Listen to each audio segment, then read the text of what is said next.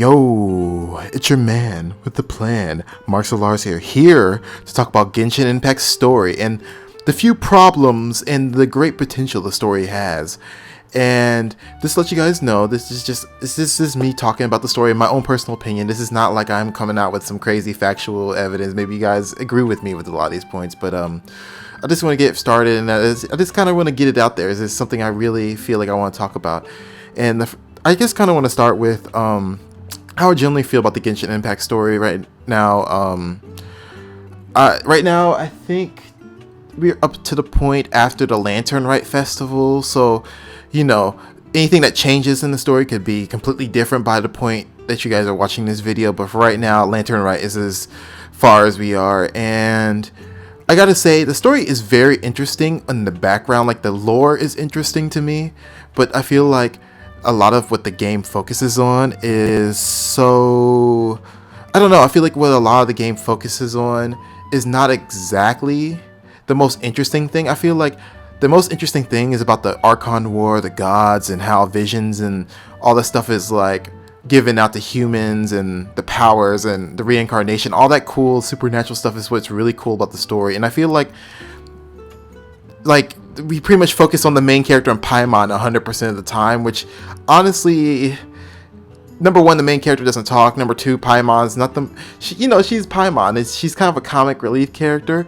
So have a comic relief character and a silent main protagonist as your main character at most of the time, it feels like, I don't know, I feel like there's potential being squandered, because you get Zhongli there. You're like, oh my god, Zhongli's so cool, and the story is so interesting when he's there. And same thing with Venti, like, because they're gods, and so with Xiao. But it's like, as soon as they start going to like the main character Paimon or any of the regular human character story, it's not as interesting. And then if you look at the lore inside the main menu, you look at their lore, and the lore is so freaking interesting. Like, Diluc's lore is amazing, but I feel like nothing that we've seen in the main story up until this point has really pointed to any of the cool stuff in the lore for these characters. Yeah, you see hints of it in their side quests, but it's like, I don't know why the game's scared to talk about. I don't know if it's scared or they're waiting a really long time to talk about it. I just feel like there's so many cool things about the Archon War, about characters' backstories, that they just kind of like glance over. You know, like Barbara and Jean being sisters. They just like, you know how many scenes? We have like a few scenes with Barbara and Jean together, and they just act like, I don't know, they act like it's barely a thing, you know? It's like, but he's there. They write it in there to make it seem like they react to each other a little bit, but I don't know. It just feels like it'd be more interesting if the stuff that they put in the background and the lore and the storybooks that they have, you know, the extra books you can read. I haven't read a lot of them. And like, oh, the little Archon stuff and the Archon War. Like, if we had flashbacks to the Archon War, that'd be the most interesting thing ever. But I just feel, unless they're really waiting to like really show that stuff up later down the line as like a big plot point. But I just feel like the story would be so much interesting if it wasn't about Paimon eating and the main character trying to find their sibling the whole time, you know? There's so many more interesting things about this world, and I don't know. It's just like the God of Salt. That's why I like the God of Salt's side quest a lot. The God of Salt side quest for zhongli was so interesting, because it was like the way they did it was a little. They could have executed it a little bit better, to me, in my opinion. But the whole idea behind it was such a good idea. But I just feel like everything else. I feel like a lot of the other characters just don't really get that I don't know, I just don't feel like they get that kind of love. I don't know, I just feel like even Ganyu's quest, I feel like they could have done a lot more with Ganyu, even though her quest had the most interesting premise ever. I don't know, just for somebody who's supposed to be an outcast in society, but she isn't, and just, you know, dealing with that. But it just feel like, oh yeah, Ganyu's at the 3,000 years old. Oh, we could make it more interesting and show what her experience was over the 3,000 years she's been alive. She's the oldest Adeptus. You know, there's more to her than just that she's an outcast. But they just focus on that part, and they don't really focus on that part really well. And I really hope that Genshin... I know a lot of these side quests and stories have a second part to them. Like, you know, I'll say whatever, Venti's quest part 1. I really hope that the part 2 and 3 is up to par, because I feel like the part 1 is just like a really cheap introduction that gives them the general idea of what their problems are, but they just kind of gloss over it. And I'm hoping that a lot of these characters get a second chance to really, for them to really shine with their issues and what they have to deal with and their side quests. I think there's so much more to these characters. These characters are so wonderful. The world is so wonderful. You know, depending on how you feel about gacha, that's, you know, that is what it is. But everything about this game is wonderful. But I just feel like the story is there. The story is there, but they just don't want to focus on it. Something tells me they always, like, the Lantern Rite quest, like, the great example, the Lantern Rite quest with Xiao. I remember going through the whole Lantern Rite quest with Xiao.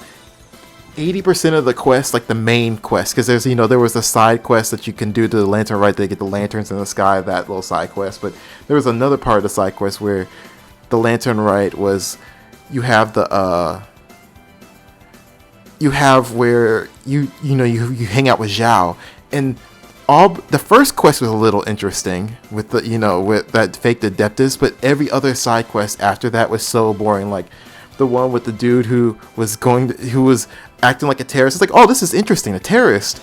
But then they were like, just kidding. He was just trying to steal some stuff. We reported him to the police. He's arrested now. It's like, it's so boring. You know, it's like, you know, it's just what, you know.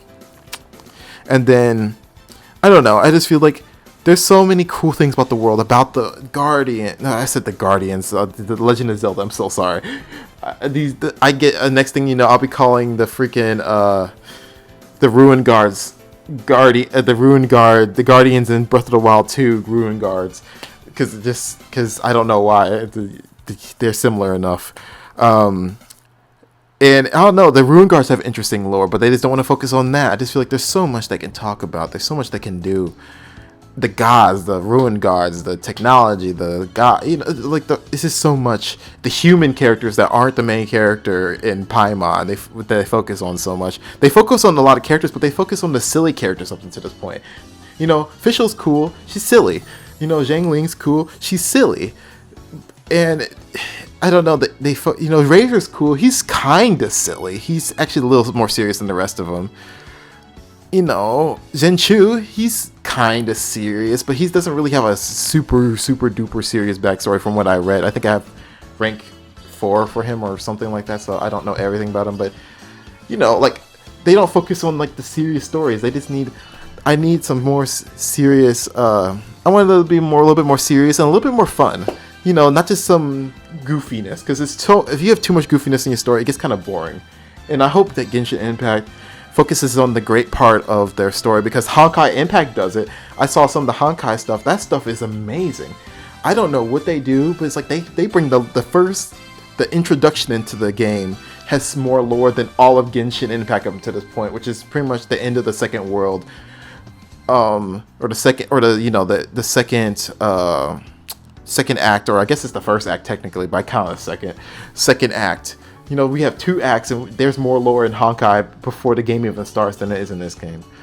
And I really hope that they really get it together, give some, you know, refine their systems, and honestly, give us the second part of the story, and hopefully the second part of the story is a banger. I hope everything after this is a banger. You know, I'm not getting my hopes up because everything written up to this point has been kind of goofy, but everything else about this game is fun, and I really hope that Genshin Impact keeps up with the greatness.